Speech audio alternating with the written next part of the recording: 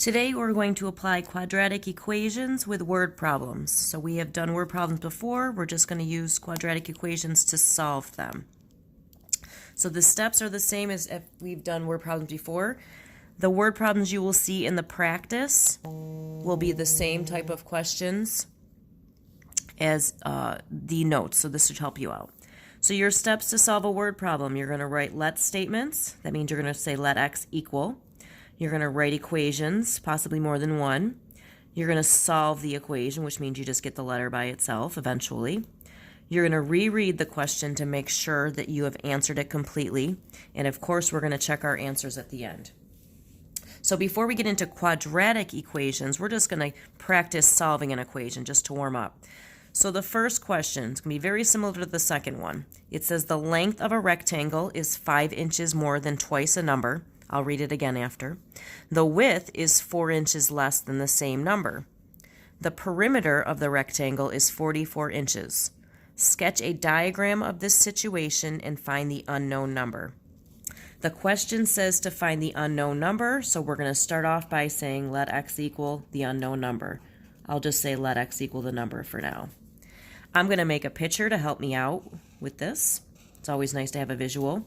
It says the length is 5 inches more than twice a number. 5 more means we're going to add 5. Twice a number means we're going to multiply the number by 2, and our number is x. So our length becomes 2x plus 5, or you could write 5 plus 2x. It says the width is less than the same number. So we're going to have x minus 4 over here. You can see that because 4 less means you're going to subtract 4 from the number. It says the perimeter of the rectangle is 44. Perimeter means all of the sides added up. Perimeter means to add. So we're going to need to add up all the sides. So if the top is 2x plus 5, the bottom is 2x plus 5. If the width on the left is x minus 4, so is the width on the right. So now what we need is an equation. So the perimeter means we're adding, and we're going to add all 4 sides. It doesn't matter the order. So we have a 2x plus 5 plus another 2x plus 5. Then we have an x minus 4 plus another x minus 4. And that is supposed to equal 44. Now what we're going to do is try to simplify this equation by combining like terms. If we combine the x's, we get 6x. If we combine the numbers, we have 5 minus 4 minus 4. That gives us a positive 2 equals 44. Since there's no power of 2, we just want to get the x alone, so we're going to do opposite operations. You see plus 2, so you're going to subtract 2 to both sides. 2's cancel out, and you get 6x equals 42. Now last step, we're going to divide both sides by 6. 6's cancel out. We get x equals 7. The question said to find the unknown number. I'm rereading the question. This is our unknown number, so this is our answer. We're going to do a quick check.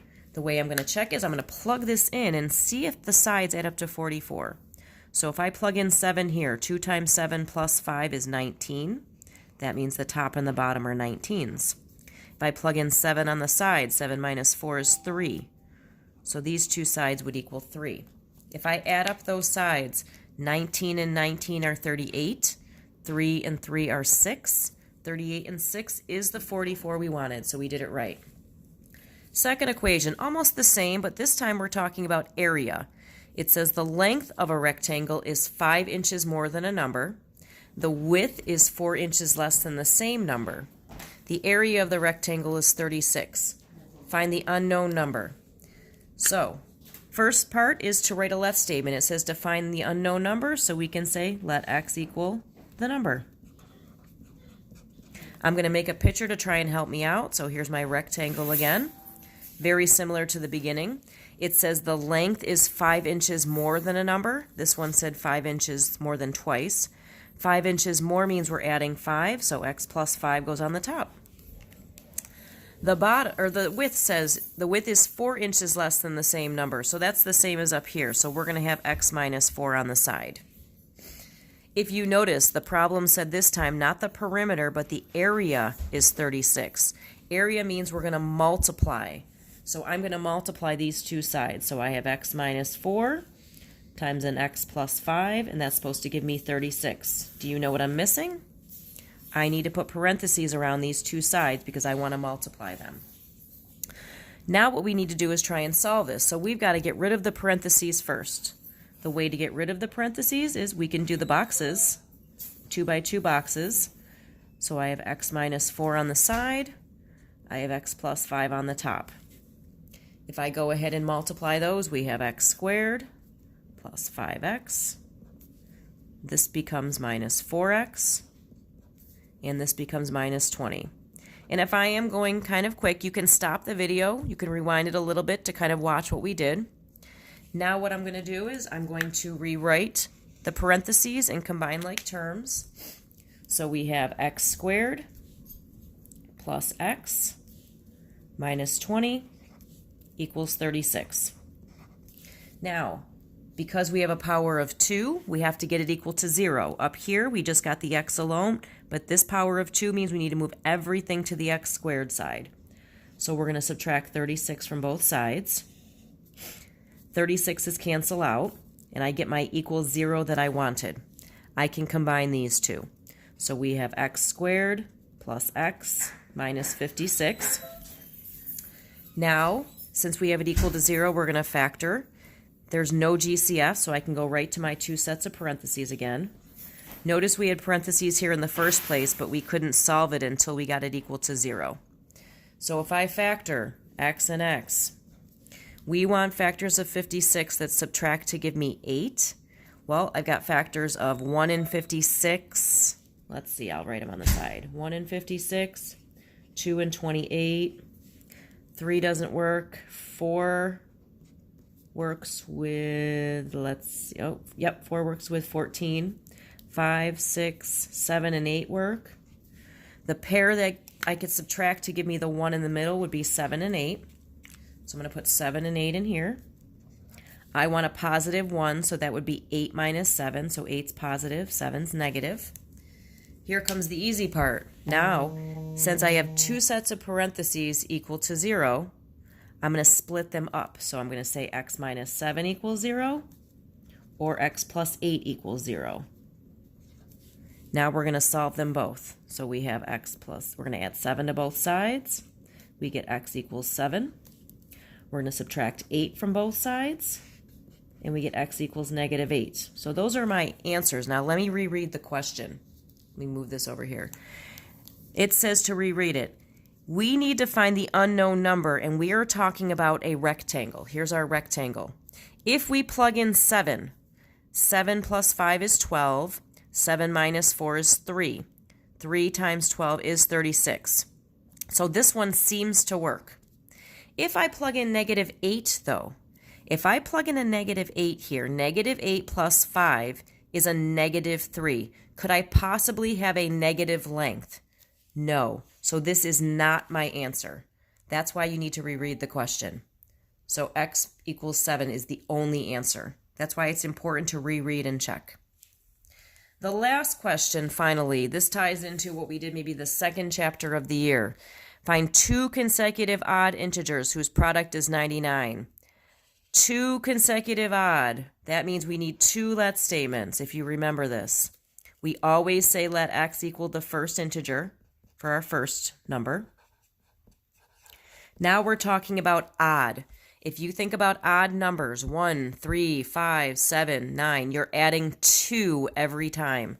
So we're going to say let x plus 2 equal the second integer. If it said even, you still would add 2 because even numbers go up by 2. If it just said consecutive, you would just add 1. Now we're going to come up with our equation. It says the product is 99. Product means we multiply, so we are going to multiply these two. How do we show that? X times x plus 2 equals 99. Hold on one second. No.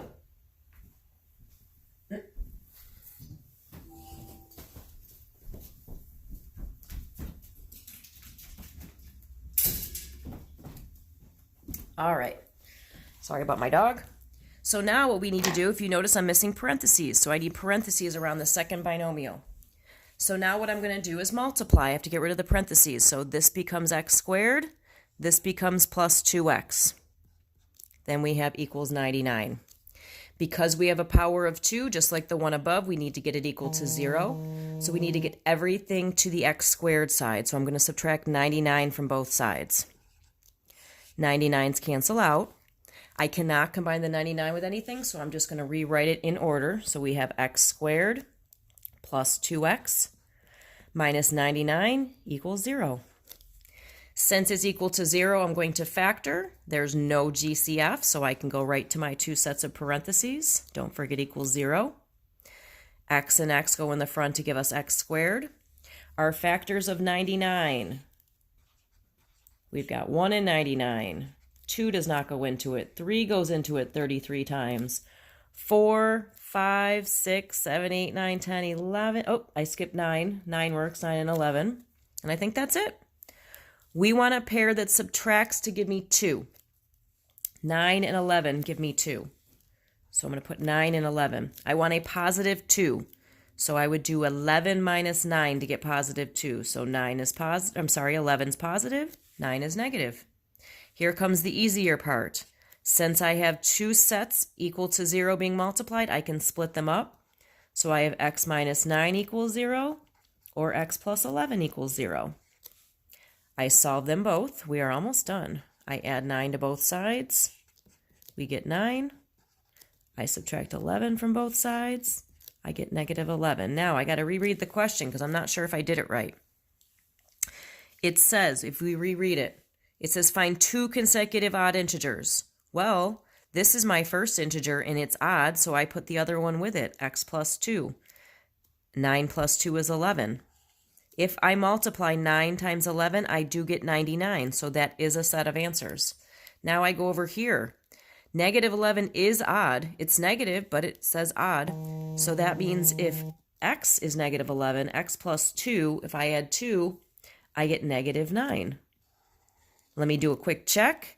Negative 11 times negative 9 is 99. So I did it correctly. So this time we have two sets of answers.